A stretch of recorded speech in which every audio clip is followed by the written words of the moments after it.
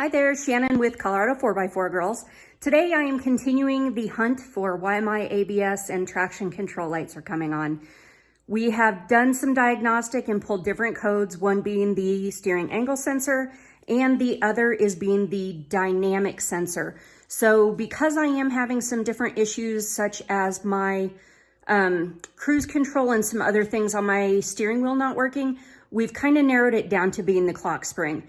So today I am going to show you how to remove and replace the clock spring. This does involve pulling apart the steering wheel. So first and foremost, let's disconnect the battery. A bunch of the things apart just so that this video isn't super long.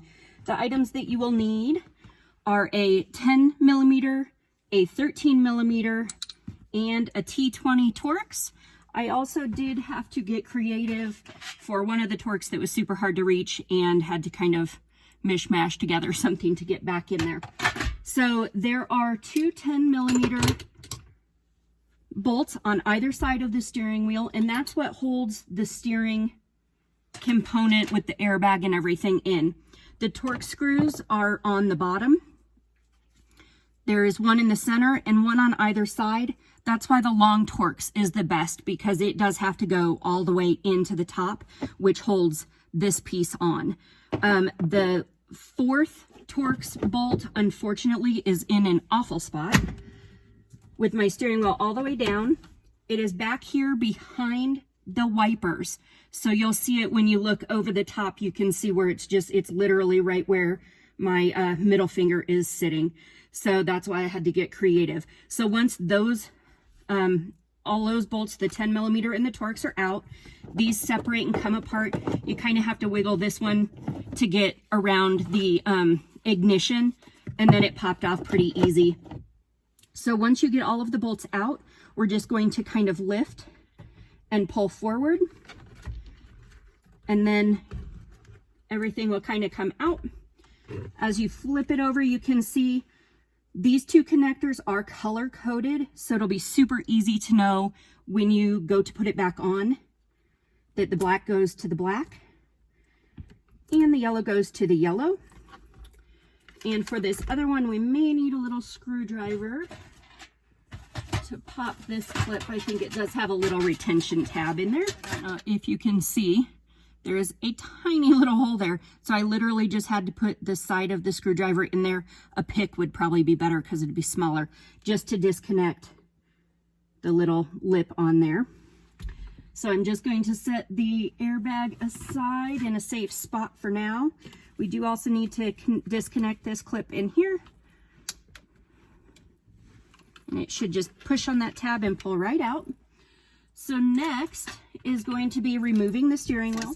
So I just grabbed my collapsible and it took one tiny little pop to get it going. So now I'm going to switch back to my smaller, a little more handled. And then we will just loosen this bolt down in the center. And then we will set up the steering wheel puller. The steering wheel puller, because I didn't want to buy one, I went to O'Reilly's and they did rent it. I think it was $70, but you get your $70 back when you return it. And I figured I'm probably hopefully never going to do this again. So, all right. Next thing to be aware of, if you can see, there is a little dot right there in front of my finger.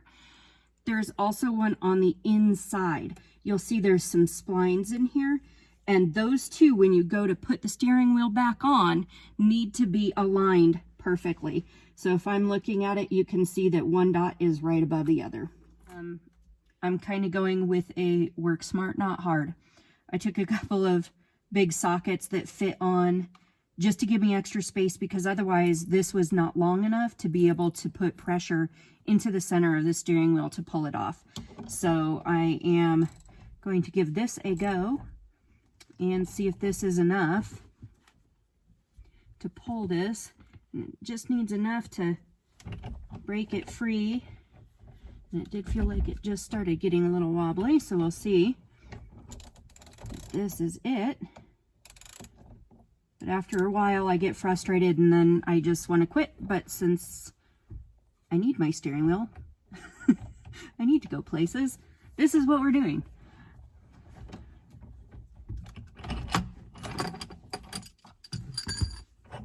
All right. So, I guess unorthodox, but work smart, not hard. It works, it works. Steering wheel is off. All right, this is our issue. This right here is the clock spring, so we need to remove this. Okay, so I've got my T20. We're just gonna pull this off here.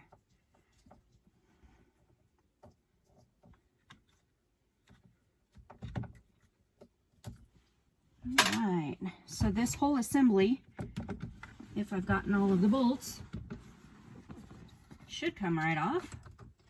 Of course, it doesn't feel like I got everything. Now that we have the assembly apart, almost apart, these two Phillip head screws need to come off, and then our signals and our wiper attachments will come off of the actual clock spring. And we'll replace it onto the new housing. This you leave in until we are about done. Okay, so to put the steering wheel back on, I went a little unorthodox again. Use that same socket, put your threads in, make sure that these threads, you test them first to make sure that it's the right thread. There's different thread types in the set.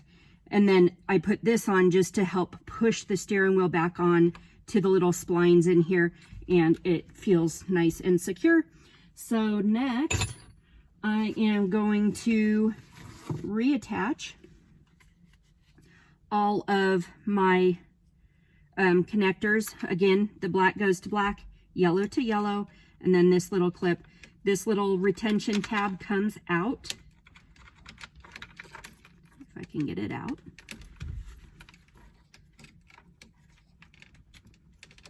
Maybe.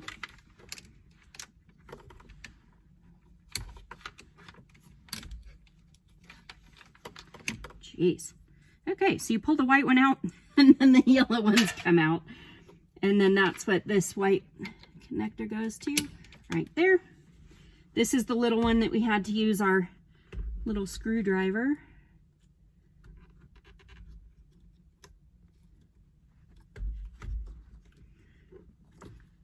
That one I didn't hear clip, so I'm gonna make sure to try it again and make sure that it snaps.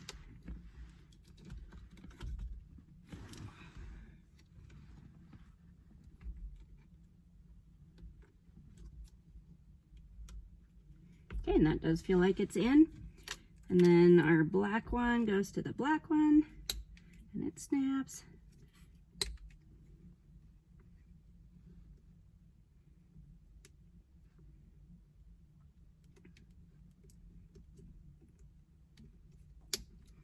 Okay, then this sets right back in, and then these are the two screws, the 10 millimeters that come in from the side. You can see where they go right in there. So this little ear goes right there in that slot.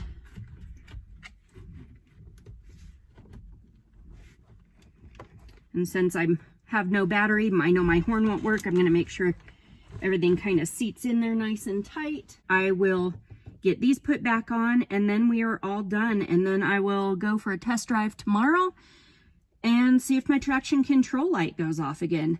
So thank you all for joining me once again for Learnigans with Colorado 4x4 Girls, and we will see you next time.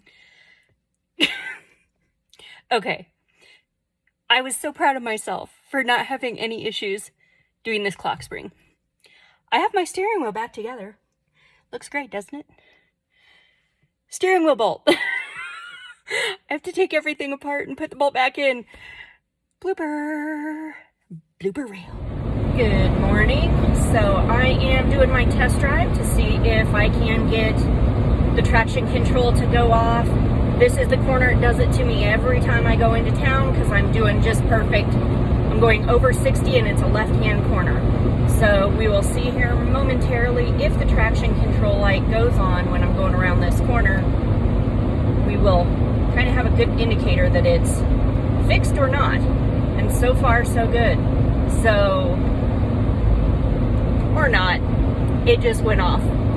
So, back to the drawing board. I'm going to do some more diagnostic and see.